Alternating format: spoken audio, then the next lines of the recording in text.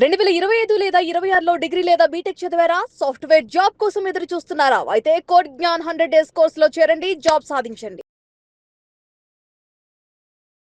సరే 2 తెలుగు స్టేట్‌లో కలుపుకొని 12,00,000 స్టూడెంట్స్ ఇవాళ బయటకొస్తూ ఉన్నారు. బయటకొచ్చిన ఎంప్లాయ్‌మెంట్ రేషియో ఏ విధంగా ఉంది అనంటే, అసలు కనీసం అందులో ఎగ్జాక్ట్ ఒక 10% చూసుకోవాలనుకున్నా కూడా స్టూడెంట్స్ అందరూ ఖాళీగా ఉండేటువంటి పరిస్థితి. 10% రేషియోలో కూడా సక్సెస్ రేట్ మనకెక్కడ కనిపించట్లేదు. ఎక్కడ పొరపాటు జరుగుతుందంటారు? అంటే అటు పేరెంట్స్ వైపు జరుగుతుందనుకోవచ్చా? స్టూడెంట్స్ వైపు జరుగుతుందనుకోవచ్చా? లేదు అనుకుంటే బీటెక్ తర్వాత ఇక 4 సంవత్సరాలు చదివే జాబులు వచ్చేస్తాయని చెప్పేసి మొత్తం సర్టిఫికెట్స్ సహా అన్నీ వదిలేసుకుని కూర్చున్నారనుకోవచ్చా? ఎలా అసలు ఏ రేషియోలో చూడాలంటే అసలు దీన్ని? ఎక్కడ ప్రాబ్లం జరుగుతుంది అని తెలియాలి అంటే కొన్ని హార్ష్ రియాలిటీస్ మాట్లాడుకుందాం అండి. పేరెంట్స్ అయినా స్టూడెంట్స్ అయినా చేస్తాం థింగ్స్.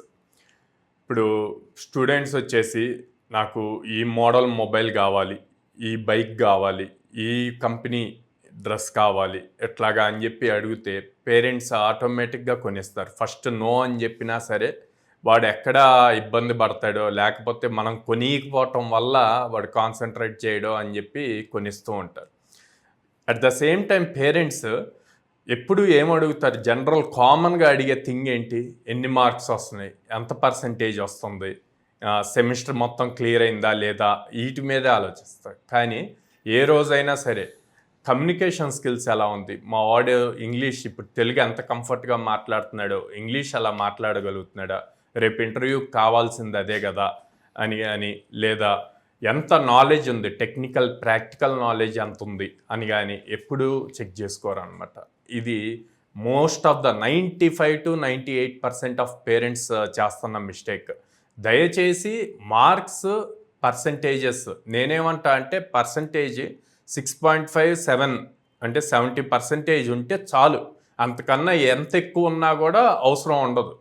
కానీ ప్రాక్టికల్స్ నాలెడ్జ్, కోడ్ సొంతగా రాయగలిగే స్కిల్ ఉండటం చాలా ఇంపార్టెంట్. అండ్ ఫ్లూయెంట్గా ఇంగ్లీష్ మాట్లాడటం చాలా ఇంపార్టెంట్.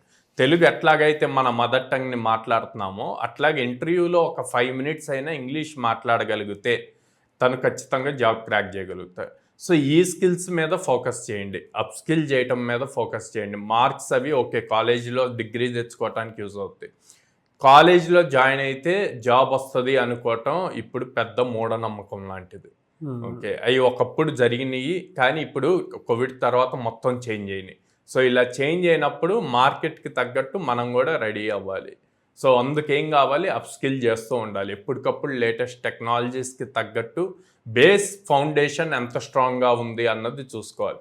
సో పేరెంట్స్ కనుక పిల్లలకి ఏదైనా కొనిచ్చేటప్పుడు కొనివ్వండి, దాంతోపాటు ప్యారల్గా ఇది కొనటం వల్ల నీకేం యూజ్ అవుతుంది ఫ్యూచర్లో అంటే అడ్వాంటేజ్ ఏమొస్తుంది. ఫర్ సపోజ్ ఇన్స్టాగ్రామ్ ఉందండి, ఇన్స్టాగ్రామ్ మనం స్కిల్ నేర్చుకోవటానికి యూజ్ చేయొచ్చు, లైక్ టైం వేస్ట్ చేయడానికి, రీల్స్ చూసి టైం వేస్ట్ చేయడానికి.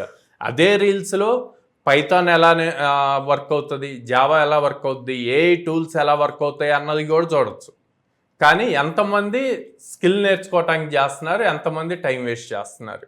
సో ఇట్లాంటివన్నీ కొంచెం ఓపెన్గా పేరెంట్స్ కనుక మాట్లాడితే అందరూ చేంజ్ అవ్వకపోయినా కొంత పర్సంటేజ్ ఆఫ్ ఆడియన్స్ స్టూడెంట్స్ అనేవాళ్ళు చేంజ్ అవుతారు. అరే మన పేరెంట్స్ మనల్ని ఫోకస్డ్గా చూస్తున్నారు, ఒకసారి కాకపోతే రెండోసారి మూడోసారి అడిగితే ఖచ్చితంగా చేంజ్ అవుతాయి. అప్పుడు మీరు అన్నట్టు ఇందాక 10% స్టూడెంట్స్కి కూడా జాబ్స్ రావట్లేదు అంటున్నారు. అండ్ మీరు రీసెంట్ ఆర్టికల్స్ చూసుకుంటే గవర్నమెంట్ నాస్కామ్ వీళ్ళు ఇచ్చింది ఇండియా లెవెల్లో 85% ఆఫ్ స్టూడెంట్స్కి అసలు ఎంప్లాయబిలిటీ స్కిల్స్ లేవని ఇచ్చారు. ఈ స్కిల్స్ ఎప్పుడైతే పేరెంట్స్ కూడా ఫోకస్డ్గా ఉండి ఇంక్రీజ్ చేశారో కంపెనీస్ కూడా హైర్ చేస్తాయి. నిజంగా అంటే మీరు చెప్పిన దాంట్లో ఒక కీ పాయింట్ కూడా ఉంది. ఒక 100 daysలో అప్ స్కిల్ అవ్వడానికి అట్లీస్ట్ ఏదో ఒకటి నేర్చుకొని ఇంజనీరింగ్ తర్వాత బయటకు వచ్చేటువంటి ప్రతి స్టూడెంట్కి ఇది ఒక పెద్ద అవకాశం అని చెప్పేసి అనుకుంటూ ఉంటాను నేను. ఎందుకంటే వాళ్ళది ఆల్రెడీ అయిపోతూ ఉంది, మార్చి నుంచి అన్నీ క్లోజ్ అయిపోతాయి, ఎడ్యుకేషన్ అంతా ఫినిష్ అయిపోతుంది, డిగ్రీ వాళ్ళది కూడా అయిపోతూ ఉంటుంది. వాళ్ళకి మీరు ఒక గొప్ప అవకాశాన్ని చూపించారని చెప్పేసి అనుకుంటాను నేను. ఎందుకంటే చాలా రకరకాల చోట్ల ఖర్చు పెడుతూ ఉంటారు సార్. మినిమల్ అమౌంట్ తోటి జాబ్ వచ్చేంత వరకు ఆ లైఫ్ టైం సపోర్ట్ ఇచ్చి చేసేటువంటి కంపెనీస్ చాలా తక్కువ ఉంటాయి. సో ఎలా సార్ అంటే కోడ్నాన్ని ఈ పాయింట్లో నుంచి అప్రోచ్ అవ్వాలి అని అంటే ఎలా? ఎక్కడెక్కడ ఉన్నాయి మీ ఇన్స్టిట్యూట్స్? సో విజయవాడ మొగల్రాజ్పురంలో ఉందండి, హైదరాబాద్ JNT మెట్రో స్టేషన్ దగ్గర ఉంది, and Vizag Dwaraka Nagar first line ఉంది. సో స్క్రీన్ మీద కనిపిస్తున్న నెంబర్స్కి మీరు డైరెక్ట్ కాల్ చేయొచ్చు.